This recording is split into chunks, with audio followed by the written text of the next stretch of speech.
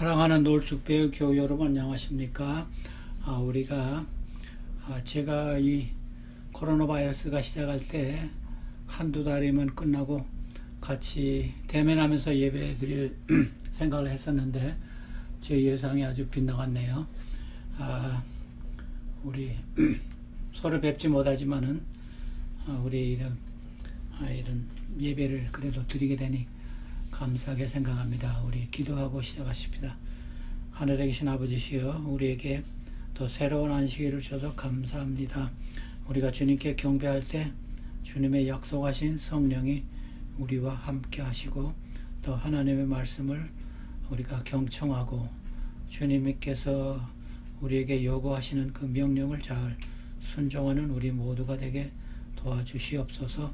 주님의 뜻이 오면 이 바이러스가 빨리 우리에게서 떠나가서 우리가 자유롭게 하나님의 전에서 찬양하면서 예배하는 날이 쉬이 오도록 인도하여 주시옵소서. 인간의 죄로 우리의 잘못으로 이런 어려운 일들이 온 것을 깨닫고 주님께서 주시는 교훈을 우리가 잘 배우는 우리 모두가 되게 도와주시옵소서. 예배에 함께 하시고 우리와 하나님의 성령이 함께 하시오기를 우리 주 예수님의 이름으로 간절히 기원하옵나이다. 아멘. 안녕하십니까. 제가 짧은 여행을 끝내고 우리 돌아왔습니다. 지난 안식일에 우리 말씀을 주신 원영희 목사님께 감사드립니다. 여행하면서 제가 마스크를 쓴 사람들, 물론 안 쓴 사람도 있지만 사람들을 보면서 참 이 세상의 종말이 가까웠구나 하는 생각을 자주 했습니다. 그래서 참 우리가 이 세상은 우리가 살 세상이 아니다. 새로운 세상이 우리에게 필요하구나. 주님께서 마련하신 그 세상이 우리에게 필요하구나 그런 생각을 아주 여러 번 했습니다. 여러분들이 잘 아시는 바와 같이 마태복음 24장은 예루살렘의 멸망과 예수님의 재림에 관한 장입니다. 주로 24장에는 때와 징조들, 이 signs and when, 때와 징조를 강조한 장입니다.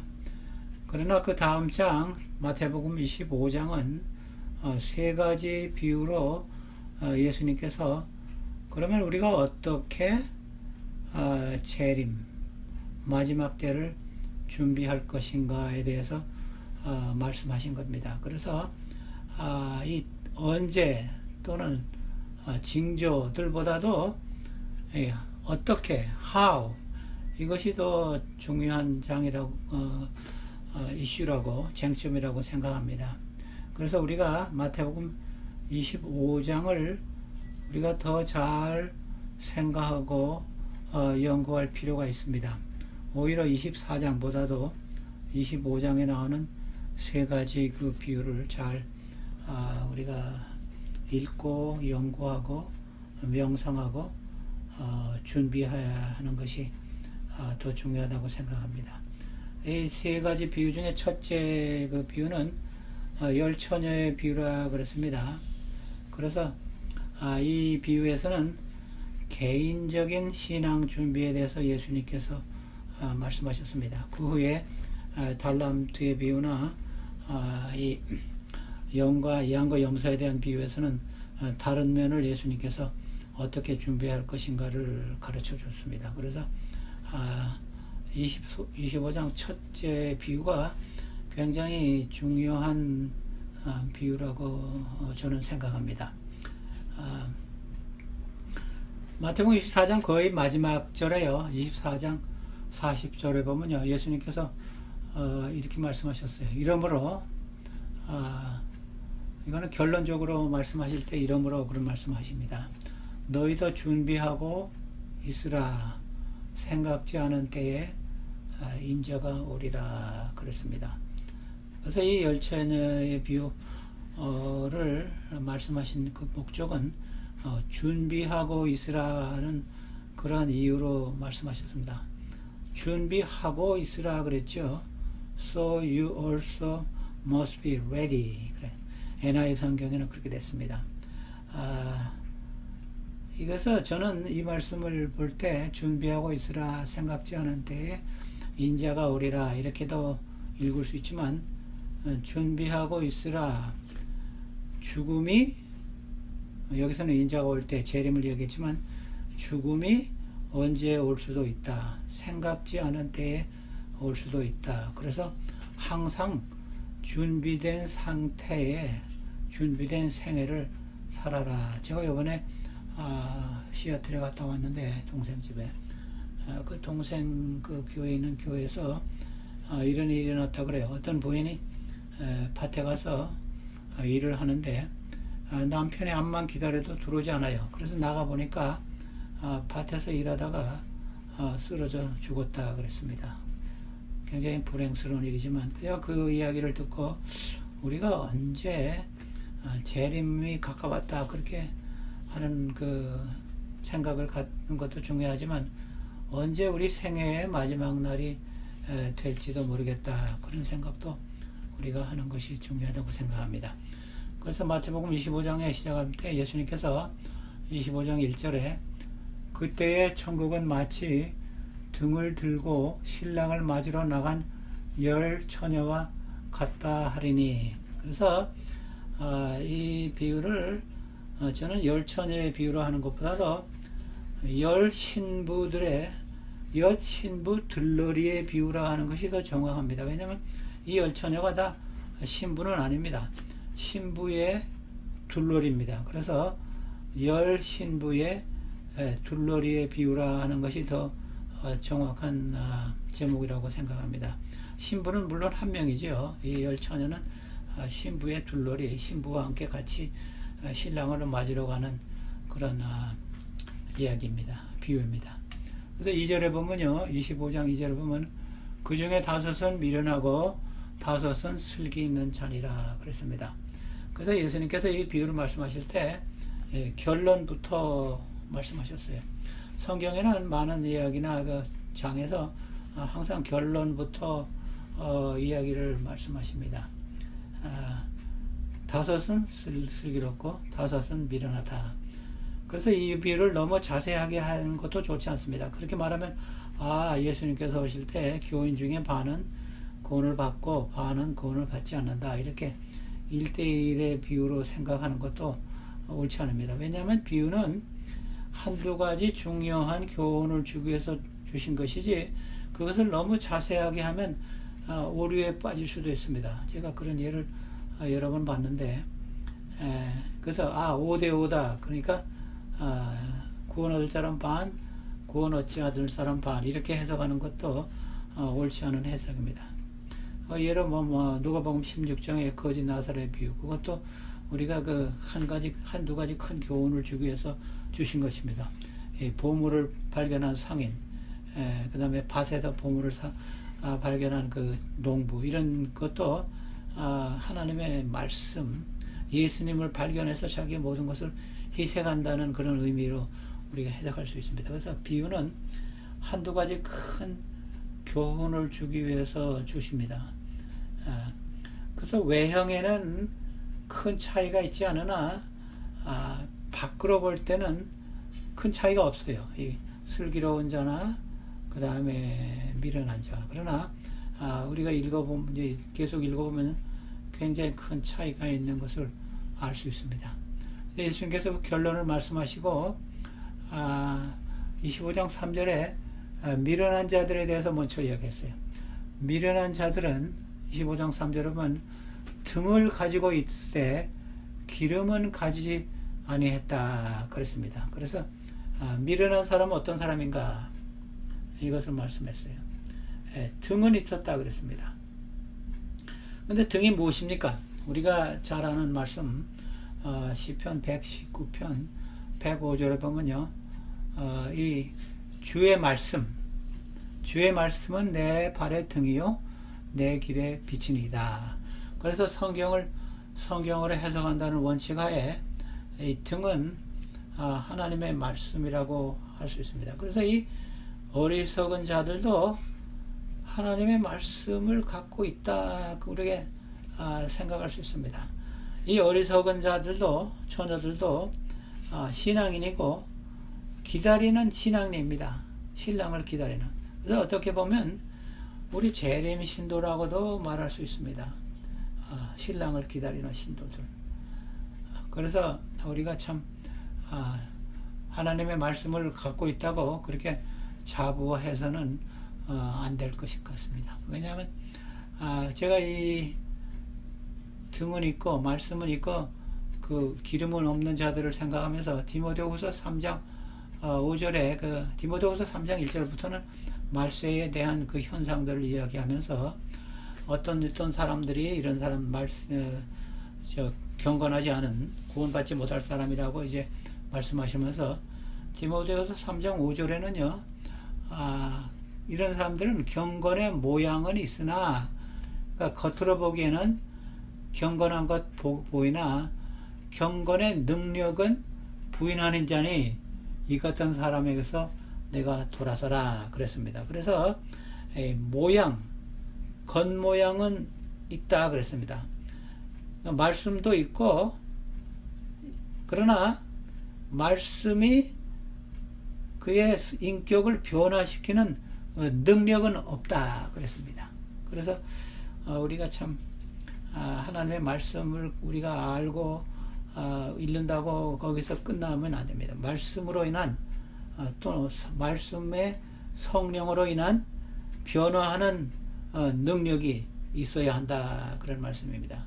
디모데후서 3장 5절에 예수님께서 이 마태복음 24장 그 재림의 이야기 하시기 전에 23장에 이 화 있을진저 하면서 이 바리새인들과 그 당시 종교 지도자들을 아주 굉장히 현란하게 비난하신 말씀이 있습니다. 근데 그 중에서 특히 저는 7번 나오는데 화 있을진저 하면서 27절에 있는 말씀 우리 한번 보실까요? 화 있을진저 외식하는 서기관들과 바리새인들이여 회칠한 무덤 같으니 겉으로는 아름답게 보이나 그 안에는 죽은 사람의 뼈와 모든 더러운 것이 가득하도다 그랬습니다. 그래서 겉으로는 아름답습니다. 무덤이 겉으로는 아름다워요. 그러나 그 안에는 죽은 자들과 더러운 것과 죽은 자들의 뼈 더러운 것이 가득하다 그랬습니다. 제가 아까 읽은 이 디모데후서 3장의 말씀을 생각하면서 여기 죽은 자들과 더러운 것이 무엇인가 하면서 거기서 좀 몇 가지를 뽑아봤습니다. 돈을 사랑하는 탐욕, 그 말씀 거기도 나와요. 시기와 거짓과 교만과 이기심과 쾌락과 또 거기 조급함도 나와 있더라고요. 그래서 제가 저에게 주는 말씀이라고 저는 생각했어요. 돈을 사랑하는 탐욕, 시기, 거짓, 교만, 이기심, 쾌락, 조급함 이런 것들이 그 죽은 자들의 뼈나 더러운 것으로 제가 생각해 봤습니다. 그래서 우리 겉으로는 별 차이가 없다 그랬습니다. 여기서도 마태복음 23장에도 그 다음에 25장 4절에는 슬기 있는 자들에 대한 이야기를 하셨습니다. 슬기 있는 자들은 그릇, 이 등과 기름을 담아 등과 함께 가졌다. 그래서 여기 슬기 있는 사람들은 지혜 있는 자들은 등과 기름이 있다 그랬습니다. 우리가 이 등은 보이지만은 기름은 보이지 않습니다. 우리 등은 모두 갖고 있다 그랬습니다. 미련한 사람도. 그러나 보이지 않는 이 기름은 갖고 있지 않았다 그랬습니다. 그래서 문제는 기름입니다. 기름. 우리 그리스도인들에게 기름이 무엇일까요? 우리 말씀은 스가랴 4장 6절에 거기 그 스가랴에게 환상을 보면서 이 기름 감람유에 대한 이야기 말씀하시면서 이런 말씀하셨어요. 그가 천사가 내게 대답하되 이르라 여호와께서 스룹바벨에게 하신 말씀이 이러하니라. 만군의 여호와께서 말씀하시되 이는 힘으로 되지 아니하며 능력으로 되지 아니하고 오직 나의 영으로 되느니라. 그래서 그 기름 감람유 이야기 하시면서 여기 영, 그러니까 스피릿, 홀리 스피릿, 성령으로 된다 그랬습니다. 그래서 이 등은 성경이지만 그 기름은 우리가 성령이라 그랬습니다. 그래서 이 지혜 있는 사람들은 성령이 충만한 사람들이라고 우리가 해석할 수 있습니다. 누가복음 11장에 예수님께서 그 성령에 대해서 말씀하실 때 누가복음 11장 13절인데 너희가 악할지라도 좋은 것을 자녀의 자식에게 줄 알거든 하물며 너희 하늘 아버지께서 구하는 자에게 성령을 주시지 않겠느냐 하시니라. 그래서 구하는 자에게는 성령을 주신다 그랬습니다. 우리가 성령을 구하는데 성령을 매일 여러분들이 구하십니까? 아침에 일어나서 여러분들이 아침 예배 드릴 때, 아침 기도할 때 오늘도 저에게 성령을 주시옵소서, 성령 충만한 생애를 살게 하시옵소서, 이렇게 기도를 하셔야 합니다. 그래서 우리 능력이 스가랴 말씀과 같이 우리의 모든 하나님의 능력이 성령을 통해서 우리에게 나타나서 다른 사람에게 전달할 수 있다, 그런 말씀입니다. 그래서 우리가 이 성령을 구하는 것, 성령을 간절히 매일 우리가 성령을 구하면 하나님께서 기꺼이 주신다 그랬습니다. 이게 하물며 그랬습니다. 하늘에 계신 하물며, 하나님께서 하물며 성령을 구하는 자에게 성령을 기쁨으로 주시겠다 그랬습니다. 신랑이 더디움으로 다 졸며 잘세. 이 말씀은 조금 약간 이해하기가 힘드네요. 재림이 더디오게 되시겠다는 말씀이 성경에 여러 군데 있습니다. 여러분들이 재림이 좀 더디오겠다. 베드로 이게 여기 보면 신랑이 더디움으로 지혜 있는 사람도 잤다 그랬습니다. 근데 문제는 준비하고 자는 것입니다. 베드로후서 3장 9절에 보면 거기도 예수님의 재림이 지체하는 이유를 하신다는 말씀과 그 이유를 좀 설명했는데, 베드로후서 3장 9절에 보면 주의 약속은 어떤 이들이 더디다고 생각하는 것 같이 더딘 것이 아니라, 연기되는 것이 아니라 오직 주께서는 너희를 대하여 오래 참으사 아무도 멸망하지 아니하고 다 회개하기에 이르기를 원하시니라. 하나님의 약속, 하나님의 재림의, 베드로후서 3장은 재림에 관한 장인데, 하나님의 재림의 약속이 더딘 것은 한 사람이라도 하나님께서 구원하시기 위해서, 모든 사람이 다 구원을 얻기 위해서 하나님께서 이렇게 연기하시고 지체하신다 그랬습니다. 그런데 예수님께서 이 재림이 지연되는데 이런 말인데, 우리 재림을 기다리는 신자들에게도요, 이 재림에 대한 그 기다림에 대한 인내심이 필요하다고 저는 생각합니다. 왜냐하면 여러분들이 성령의 선물 9가지 선물을 알지만 이 갈라디아 5장 22절과 23절인 말씀인데, 성령의 열매는 사랑과 희락과 화평과 오래 참음과 자비와 양선과 충성과 하면서, 근데 여기 네 번째 그 성령의 선물이 오래 참음이라 그랬습니다. 그래서 재림을 기다리는 사람들은 우리에게는 오래 참음이 꼭 필요합니다. 이것이 성령의 열매입니다. 여러분들이 결혼식에 늦어지는 경우가 꽤 많이 있는데, 요사이는 뭐 신부 화장 때문에 뭐 늦어지는 수도도 있고, 또 차량 때문에, 트래픽 잼 때문에 늦어지는 때가 있는데, 신랑 신부하고 관계가 별로 없는 사람은요, 기다리다가 뭐 봉투 넣어놓고 떠나가기도 합니다. 그러나 한 가지 우리가 아는 것은요, 그 신랑 신부의 가족과 친척들은 이 끝까지 인내하면서 결혼식을 기다립니다. 이것은 무슨 의미가 있습니까? 재림도 이와 같습니다. 예수님과 관계에 있는 자들은 포기하지 않고 예수님의 나타나심을 기다리는 것입니다. 그러나 예수님과 별 관계가 없는 사람은요, 조금 기다리다가 떠나가는 그 손님들과 같이 떠나가 버립니다. 그래서 성령, 기름이 있는 자들은 참 인내하고 예수님이 오실 것을 끝까지 기다리는 사람이다. 그래서 성령의 선물을 열매를 맺힌 사람입니다. 또 이 기다리는 이 성령을 받고 기다리는 사람 중에 그 특징 중에 하나는요, 우리가 이번 과정에도 이 선교에 대한 과정 공부를 하는데 빛을 발하는 삶은 삶입니다. 이사야 60장 1절에 보면요, 일어나 빛을 발하라. 재림 하실 때도 일어나라는 말씀이 많이 나옵니다. 일어나서 빛을 발하라.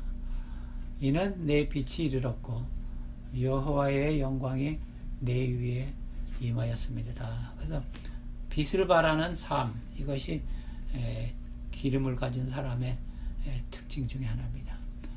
여러분들이 사도행전을 잘 아시죠? 사도행전은요, 사도행전이라고 말할 수도 있지만 성령 행적이라고도 할 수 있어요. 사도들이 성령을 받아 활동하는 역사입니다. 그래서 사도행전에 성령과 성령 충만하다면, 누가복음도 같은 저자인데 누가복음에도 많이 나옵니다. 사도행전에도 많이 나오고 누가복음에도 많이 나오는데, 성령과 성령 충만하다는 말씀이 사도행전에 많이 나옵니다. 물론 누가복음에도 나오지만, 근데 1장 8절에 보면요, 사도행전 1장 8절, 오직 성령이 너희에게 임하시면 너희가 권능을 받고 예루살렘과 온 유대와 사마리아와 땅 끝까지 이르러 내 증인이 되리라 하시니라. 그래서 성령을 받으면 권능을 받고 전도하고 증인이 된다 그랬습니다. 그래서 영역이 점점 넓어집니다.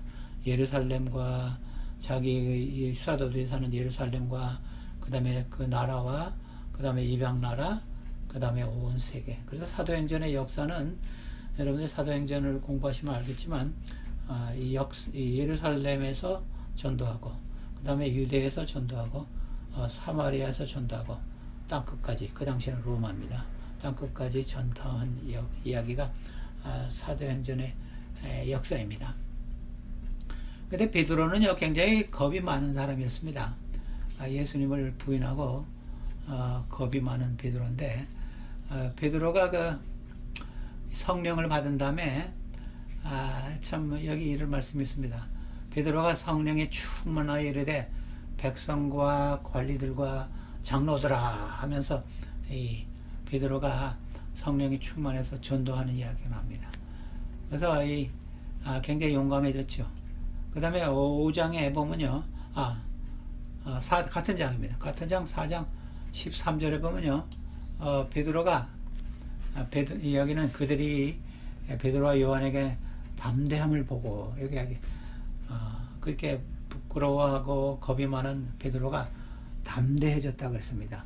그들은 본래 학문 없는 범인으로 알았다가 이상히 여기며 또 전에 예수와 함께 있던 줄도 알고, 그래 예수와 함께 있고 성령이 충만한 사람은 담대하고 또 범인이 아닌 비범한 사람으로, 학문이 많은 사람으로 알았다. 근데 한 가지 저들이 안 것은 이 사람들이 베드로와 요한이 예수님과 같이 있었구나, 그런 말씀입니다.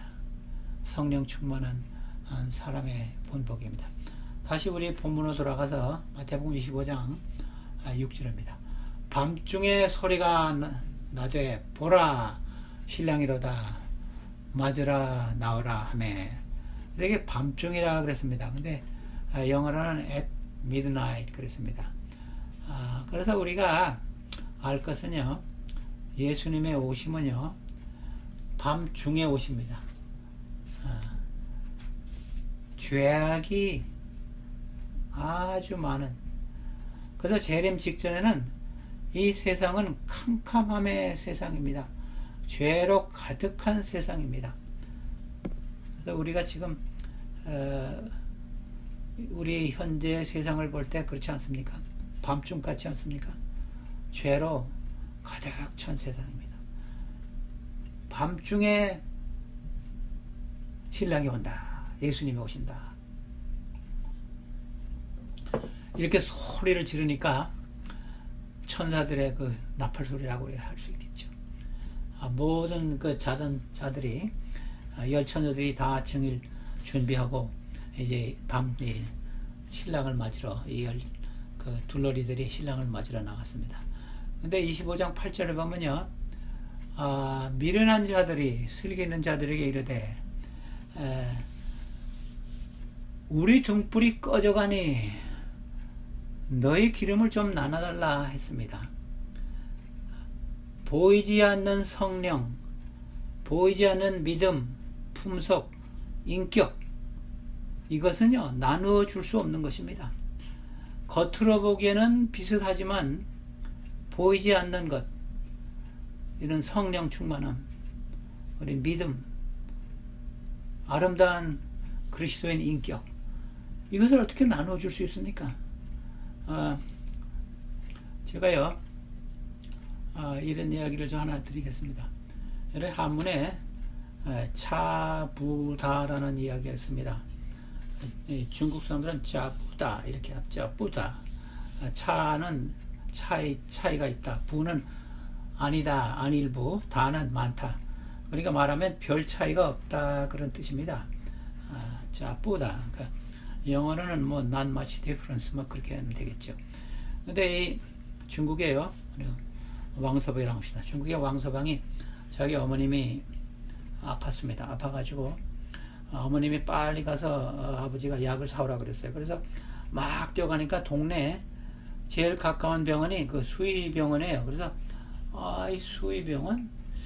근데 급하니까 뭐 수의병원이나 일반 사람 병원에는 별 차이가 없겠지. 차보다 하면서 들어갔어요. 그래서 수의사한테 설명을 했습니다. 우리 어머니가 아프니까 약을 좀 달라고. 그러니까 수의사가 아니다고, 나는 수의사지 사람 의사가 아니다. 그러니까 별 차이 없으니까 약을 주세요. 그래서 할 수 없이 그 수의사가 약을 조제해 줬습니다.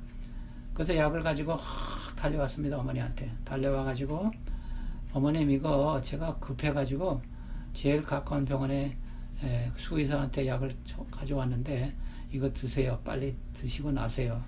그래서 그 어머니에게 약을 줬어요. 근데 어머님이 그 약을 먹으니까 여러분들이 예상한 바와 같이 죽었어요. 돌아갔어요. 그래서 이 아들이가 하는 말이 죽으나 사나 자부다 그랬어요. 별 차이가 없다. 죽으나 사는 것이 별 차이가 없습니까? 그래서 준비한 자와 준비하는 자는 굉장히 비슷합니다. 별 차이가 없는 거죠. 준비한 자, 준비하는 자.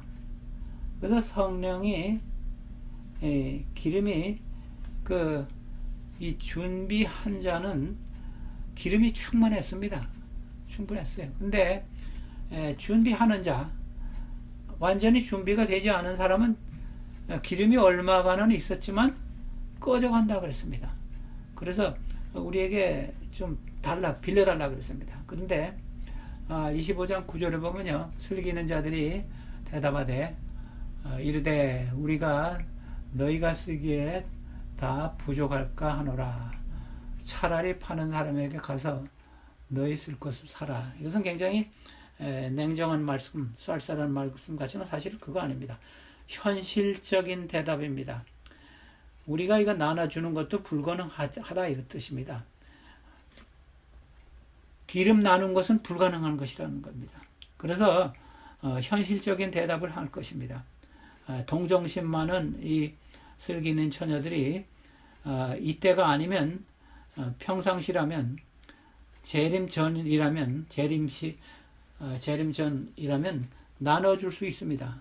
성령을. 그러나 우리가 기도하고 성령을 간구하고 성령을 받으세요. 그런데 이때는 너무 늦었습니다. 너무 늦었다.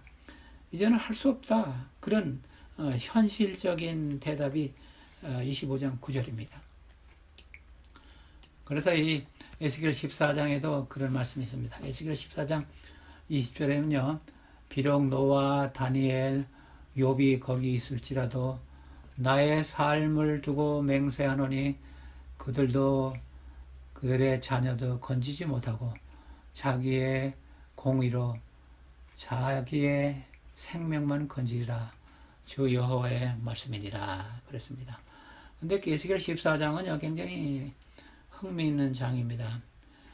이스라엘 백성들에게 그 마지막을 예배하라면서 주신 말씀인데, 물론 그 당시에 이제 바벨론의 그 포로로 가는 것을 이야기하겠죠. 근데 여기 네 번이나 이 비슷한 말씀했습니다.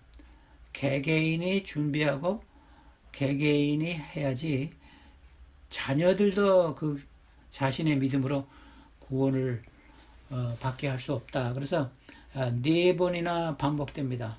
에스겔 14장 14절, 16절, 18절, 20절 이렇게 네 번이나 이 비슷한 말씀이 나옵니다. 그래서 각자가 준비하고 다른 사람에게 기름을 나눠줄 수 없다. 그렇습니다. 근데 에스겔 14장 그 바로 전절에 보면요. 그 전염병이라는 말이 나옵니다. 전염병이 닥칠 때 하나님께서 잘 준비한 사람들을 보호하시 주신다. 그렇게도 해석할 수 있지만 우리가 재림과 연결해서 재림 시에 믿음을 품성을 나눠줄 수 없다. 이렇게 해석할 수도 있습니다. 근데 그 25장 10절에 보면요. 마지막 25장 10절에 보면요.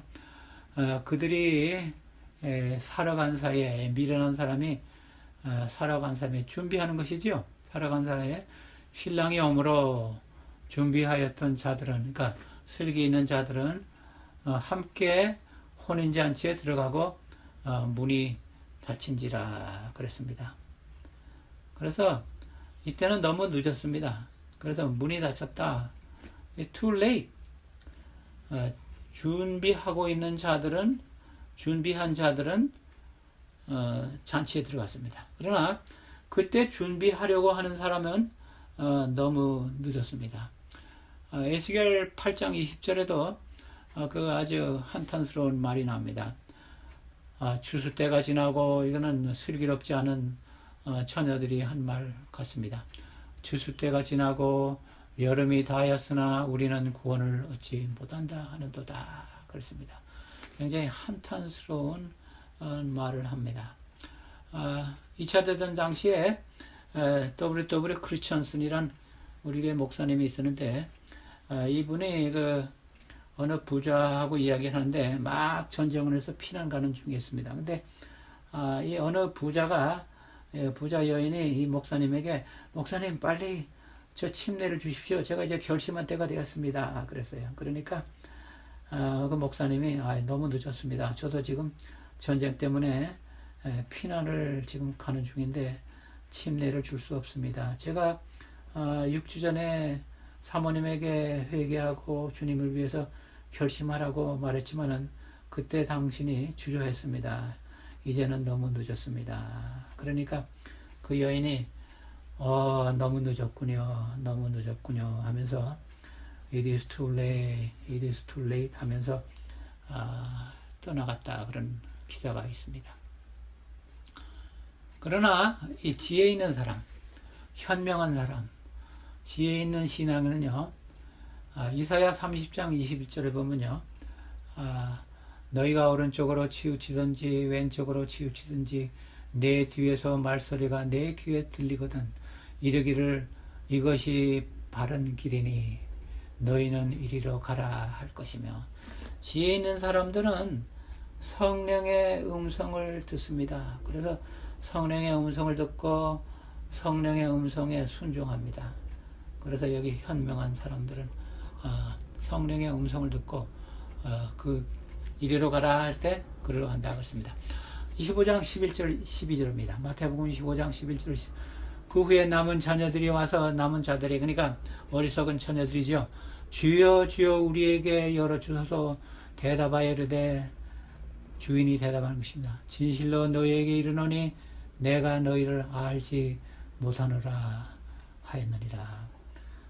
우리 이 말씀은요, 참 슬픈 선언입니다. 제가 이 마태복음 25장에서 네 가지 슬픈 선언을 제가 찾았습니다.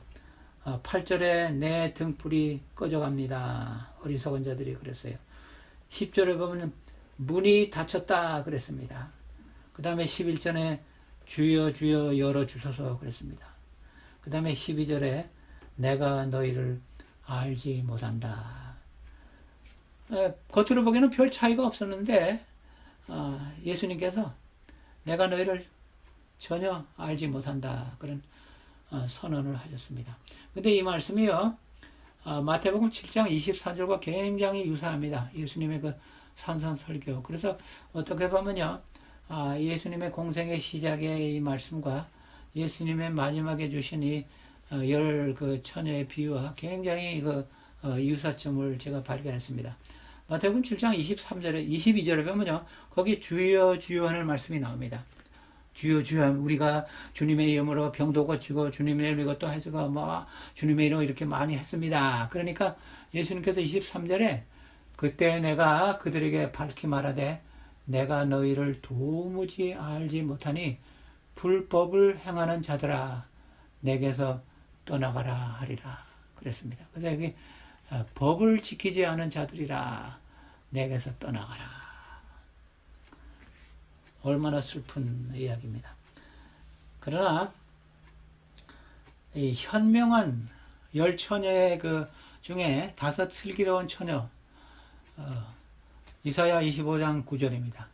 그 나라의 말하기를, 현명한 잘 준비된 신앙인들을 말하기를, 이는 우리의 하나님이라. 우리가 그를 기다렸으니 그가 우리를 구원하시리로다. 이는 여호와시라. 우리가 그를 기다렸으니 우리는 그의 구원을 기뻐하며 즐거워하리로다. 그랬습니다. 그래서 여기서는 우리가 슬기 있는 처녀들의 선언입니다. 바라기는 우리 모두가 이러한 선언을 하는 슬기 있는 처녀가 되시길 바랍니다. 본문의 말씀 마태복음 25장 13절 마지막에 있는 말씀입니다. 그런즉 깨어있으라. 너희는 그날과 그 때를 알지 못하느니라. 그래서 시작할 때는 제가 24장 있는 말씀 읽었죠. 24장 그 44절이죠. 마지막을 준비하고 있으라 그렇게 했습니다. 근데 여기서는 항상 깨어 있으라. 왜냐하면 그날과 그 시를 알지 못한다.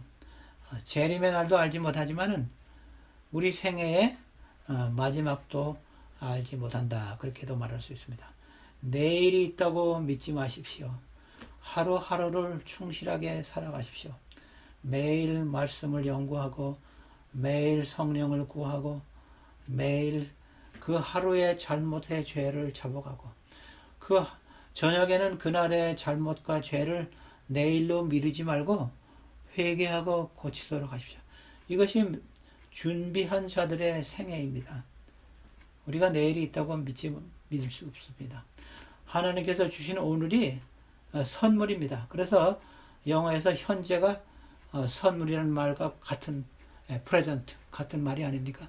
내일은 우리가 쓸 수 없는 수표입니다. 어제는 벌써 우리가 써버린 수표입니다. 그래서 우리가 매일매일 충실하게 살아야 합니다. 또 이 슬기 있는 처녀들은요, 요한일서 3장 2절에 보면요, 사랑하는 자들아 우리가 지금은 하나님의 자녀라. 장래에 어떻게 될지는 아직 나타나지 않았으나 그가 나타남이 되면 우리는 그와 같을 줄 아는 것은 그의 참 모습 그대로 볼 것이기 때문이네. 이 말씀 속에서는요, 예수님이 오실 때, 신랑이 나타날 때 예수님과 닮은 사람들을 데리러 오시겠다 그런 말씀입니다. 예수님의 사랑, 예수님의 동정심, 예수님의 자비, 예수님의 용서, 예수님의 관양, 이것이 있는 사들을 데리러 오시겠다 그렇습니다. 그래서 사랑하는 성도 여러분, 우리가 등도 있어야 하지만 기름과 믿음과 성령과 보이지 않는 아름다운 품격, 보이지 않는 성령 충만함이 우리 모든 사랑하는 교우들에게 있기를 바라며, 우리가 슬기로운 이 처녀들 같이 주님께서 오실 때 우리가 당신을 기다렸습니다. 당신의 구원을 우리가 기뻐하겠습니다 하면서 주님을 맞이하는 우리 성도 여러분 되시기를 간절히 바라는 바입니다.